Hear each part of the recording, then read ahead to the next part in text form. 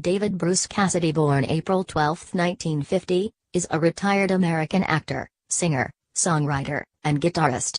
He is known for his role as Keith Partridge, the son of Shirley Partridge, played by his stepmother Shirley Jones, in the 1970s musical sitcom The Partridge Family, which led to his becoming one of popular culture's teen idols and pop singers of the 1970s. He later had a career in both acting and music. Early life. Cassidy was born at Flower Fifth Avenue Hospital in New York City, the son of singer and actor Jack Cassidy and actress Eveline Ward.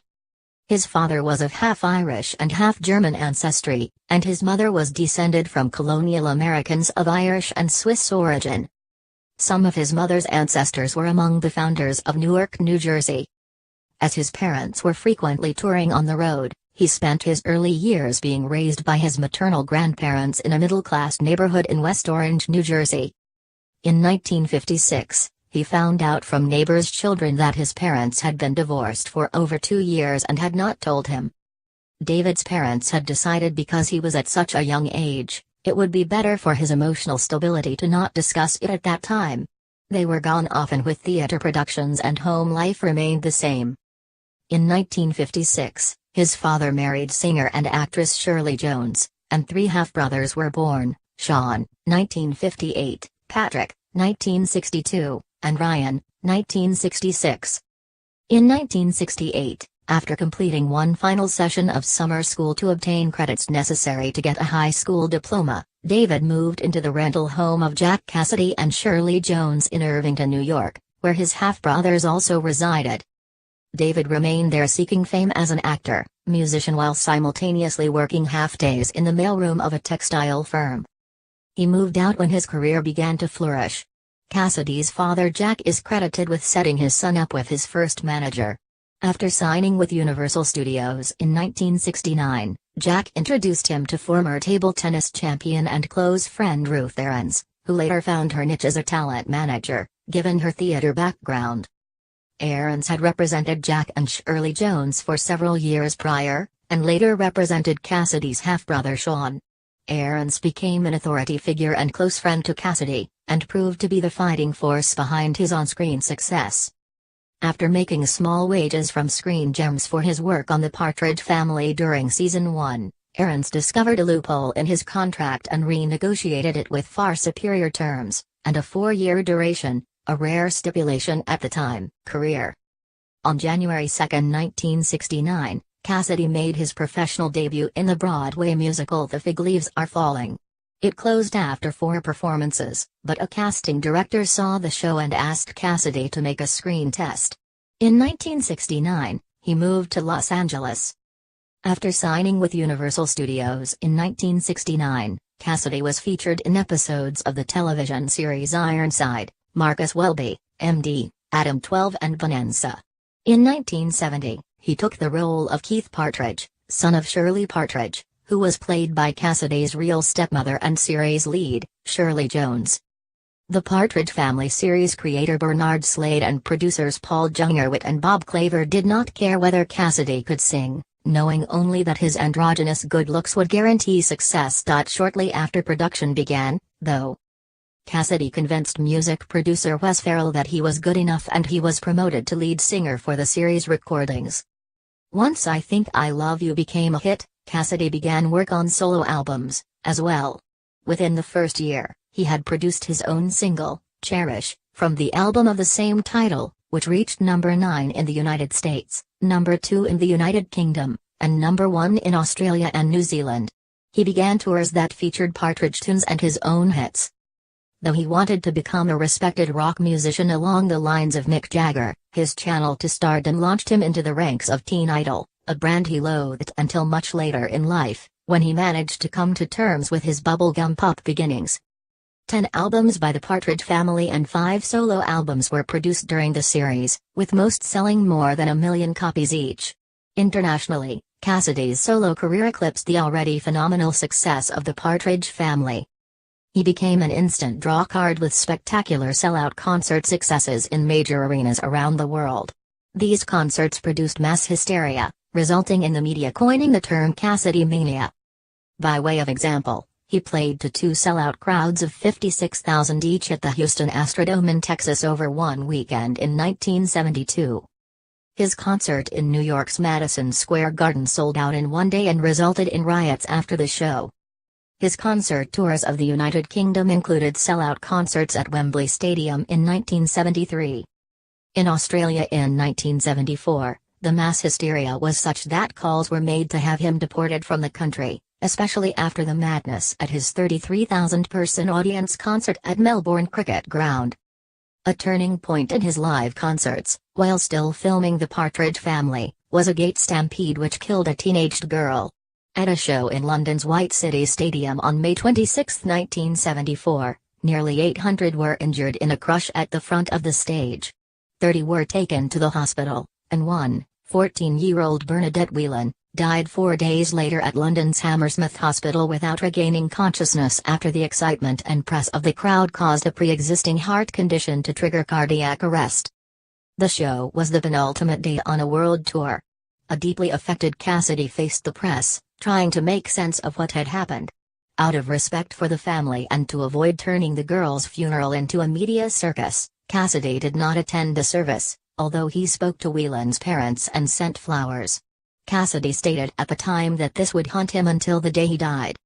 By this point, Cassidy had decided to quit both touring and acting in the Partridge Family, concentrating instead on recording and songwriting. International success continued, mostly in Great Britain, Germany, and Japan, when he released 3 well-received solo albums on RCA in 1975 and 1976. Cassidy became the first recording artist to have a hit with I Write the Songs, a top 20 record in Great Britain before the song became Barry Manilow's signature tune. Cassidy's recording was produced by the song's author-composer, Bruce Johnston of the Beach Boys. In 1978, Cassidy starred in an episode of Police Story titled A Chance to Live, for which he received an Emmy Award nomination. Citation needed, NBC created a series based on it, called David Cassidy, Man Undercover, but it was cancelled after 1 season. A decade later, the successful Fox series 21 Jump Street used the same plot, with different youthful-looking police officers infiltrating a high school. Cassidy later stated he was broke by the 1980s, despite being successful and highly paid. In 1985, music success continued with the Arista release of the single The Last Kiss, number 6 in the United Kingdom, with backing vocals by George Michael, which was included on the album Romance. These went gold in Europe and Australia, and Cassidy supported them with a sellout tour of the United Kingdom, which resulted in the Greatest Hits Live compilation of 1986. Michael cited Cassidy as a major career influence and interviewed Cassidy for David Litchfield's prestigious Ritz newspaper. Cassidy returned to the American Top 40 with his 1990 single Lie Into Myself, released on Enigma Records.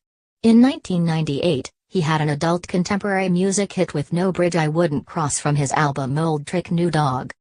His 2001 album Then and Now went platinum internationally and returned Cassidy to the top 5 of the UK album charts for the first time since 1974. Cassidy performed in musical theatre. In 1981, he toured in a revival of a pre-Broadway production of Little Johnny Jones, a show originally produced in 1904 with music, lyrics, and book by George M. Cohan. The show is excerpted in the biographic film Yankee Doodle Dandy, 1942, when James Cagney sings Give My Regards to Broadway and the Yankee Doodle Boy. However, Cassidy received negative reviews, and he had been replaced by another former teen idol, Donny Osmond, by the time the show reached Broadway. Cassidy, in turn, was himself a replacement for the lead in the original 1982 Broadway production of Joseph and the Amazing Technicolor Dreamcoat. He appeared in London's West End production of Time and returned to Broadway in Blood Brothers alongside Petula Clark and his half-brother, Sean Cassidy. In concert performances in 1990, Cassidy hired his recalcitrant TV brother Danny Bonaducci as his warm-up act. In 1995, he hosted the VH1 show 8-Track Flashback, which ran until 1998. In 1996, he replaced Michael Crawford in a Las Vegas show EFX, rewriting it into one of the strip's favorite shows, although Cassidy was forced to resign after he injured his foot during a performance. He also created The Rat Pack Is Back, in which he made guest appearances as Bobby Darin, which ran successfully. In 2000, he wrote and appeared in the Las Vegas show at the Copa with Sheena Easton, as both the young and old versions of the lead character, Johnny Flamingo. In 2005, Cassidy played the manager of Aaron Carter's character in the film Popstar. In 2006, as well as performing with Peter Furness and Thomas Bowles, he made a guest appearance for BBC Children in Need performing live, then assisting Terry Wogan collecting donations from the studio audience. He co-starred alongside his brother Patrick in a 2009 ABC Family short-lived comedy series titled Ruby and the Rockets, a show created by Sean. Cassidy was one of the contestants on Celebrity Apprentice in 2011, in which his daughter Katie Cassidy made a brief appearance at her father's request. He was the first to be fired. In the years since then, Cassidy has maintained a regular tour schedule with concert appearances across the USA and the UK. As the days of Cassidy mania subsided, Cassidy regularly addressed fans at his concerts in question-and-answer sessions. In August 2016, Cassidy performed in the Villages, Florida, and brought multiple attendees to the side of the stage, asking and answering questions and engaging with members of the community who had been fans for nearly a half-century. In 1989, he co-wrote the song Prayin' for a Miracle with John Wetton and Sue Schifrin. Wetton released the song on his band Asia's album Then and Now the year after. Cassidy wrote a memoir that was published in the United Kingdom in March 2007. Could It Be Forever? My story gives details of his personal life. Cassidy's first wife was actress Kay Lenz, whom he married on April 3, 1977, and divorced in the early 1980s. His second wife was horse breeder Merrill Dans, whom he married in 1984. They met in 1974 at Lexington, Kentucky, horse sale. This marriage ended in the mid-1980s. He has a daughter, actress Katie Cassidy, born in 1986, from a relationship with Sherry Williams Benedon. Cassidy married Sue Schifrin on March 30, 1991, his third and her second marriage. They had one child, Beau, in 1991. In August 2013, Cassidy's Los Angeles publicist confirmed that the couple was separated, with Schifrin filing for divorce in February 2014. Cassidy has lived in Fort Lauderdale, Florida, since 2002. He filed for bankruptcy in 2015. Legal issues. In 2008, Cassidy publicly admitted he had an alcohol problem. He was arrested for driving under the influence, DUI, in Florida on November 3, 2010, and was arrested for DUI a second time in Skadag, New York, in the early hours of August 21, 2013. He was pulled over after failing to dim his headlights as he passed a police car going in the opposite direction. After performing poorly on a field sobriety test, Cassidy was subjected to an alcohol breath test, returning a blood alcohol level of 0.10%, which is above the New York legal limit of 0.08%. The arresting officer, named Tom Jones, reported that Cassidy was polite and courteous, and jokingly asked Officer Jones, "What's new, pussycat?" in reference to the 1965 hit song by the singer Tom Jones. Cassidy was subsequently charged, taken to jail, and released several hours later on $2,500 bail.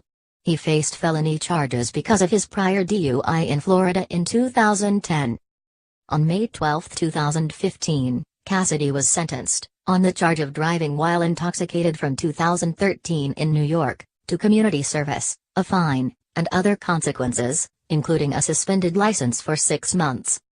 Cassidy was arrested on suspicion of DUI in California on January 10, 2014, after he made an illegal right turn against a red light. He was held overnight in jail. In that case, he was ordered to go to inpatient rehabilitation and was put on probation for 5 years. Cassidy was cited in Fort Lauderdale, Florida, on charges of leaving the scene of a car accident, expired tags, improper lane change, and driving on a suspended license. His license was suspended for 6 months in May 2015 as part of his sentencing in the New York case, on September 9, 2015. Activism. In 2011, Cassidy recorded a public service announcement for Alzheimer's disease research and prevention, due to his mother, Eveline Ward, having the condition, and said that he would campaign for that cause whenever possible. He planned to address Congress in 2012. Cassidy is a longtime registered Democrat. During a 2012 guest appearance on The Colbert Report, he expressed his views on the leading Republican candidates for president, Mitt Romney and Newt Gingrich. Cassidy stated, "I believe the both of them are the most embarrassing, sad, pathetic, I mean, really, this is the best we can do." Health. Cassidy announced on February 20, 2017, that he is living with dementia. He said he would retire from performing in 2017. On November 18, 2017, it was announced that Cassidy has been hospitalized with organ failure, and is in critical condition in a medically induced coma. Portrayals in media. In 1999, ABC produced a television movie biography based on the Partridge Family titled Come On Get Happy, the Partridge Family story based on former co-star Danny Bonaducci's account behind the popular series and personal life regarding Cassidy and him. Cassidy was portrayed by Rodney Scott and Bonaducci was portrayed by Sean Paffram. On January 9, 2000, NBC premiered a television movie based on the life and short-lived success of Cassidy titled The David Cassidy Story. While the former TV biopic focuses on both Bonaducci and Cassidy's personal lives, this television film focused mainly on Cassidy's rise to fame and unconventional early life. In this film, Cassidy is portrayed by Andrew Kavovit. In September 2011, Anchor Books released the novel I Think I Love You by Welsh journalist Alison Pearson. Spanning 20 years, it chronicles Petra, a 13-year-old Welsh girl at the beginning of the book, who is infatuated with David Cassidy and then jumps to Petra's middle-aged years, when she has a chance to meet Cassidy.